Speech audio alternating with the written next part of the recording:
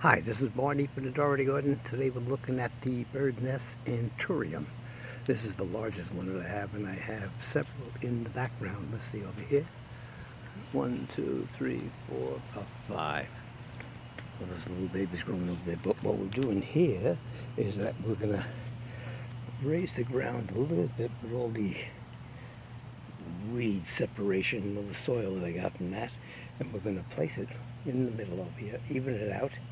Get a nice little patio stone that I'm sitting on right now, and place the Anthurium permanently in between my three Solitaire palm trees. So that's what our plan is over the next day or two. So just want to show everybody what we're doing with the Birdnest Anthurium.